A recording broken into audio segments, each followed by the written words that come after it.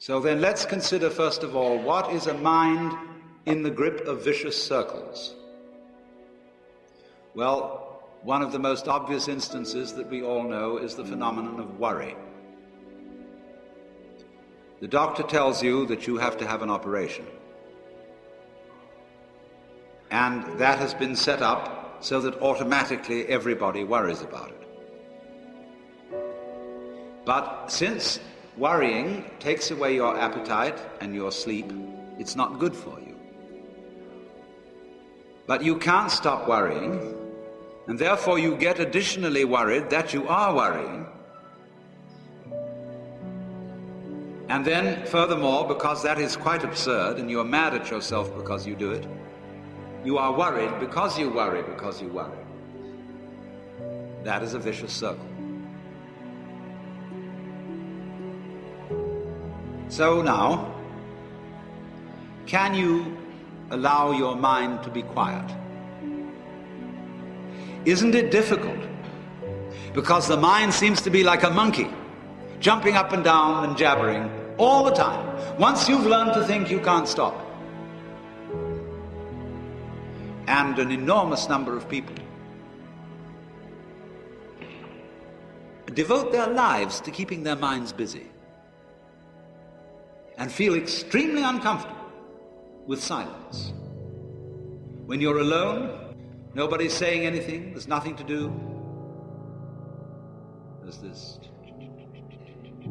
worry, this lack of distraction. I'm left alone with myself, and I want to get away from myself. I'm always wanting to get away from myself. That's why I go to the movies, that's why I read mystery stories, that's why I go after the girls, or anything that you do, or get drunk, or whatever. I don't want to be with myself. I feel queer. So, well, why do you want to run away from yourself? What's so bad about it? Why do you want to forget this? Why do you want to become yourself? Because you are addicted to thoughts. This is a drug, a real dangerous one. Compulsive thinking, going on and on and on and on and on all the time. It's a habit. So there's a difficulty about stopping that activity. And you really have to stop it if you want to be sane. Because if I talk all the time, I don't hear what anyone else has to say. Then I'll end up in the situation of having nothing to talk about but my own talking. Or so in exactly the same way, if I think all the time, I won't have anything to think about except thoughts.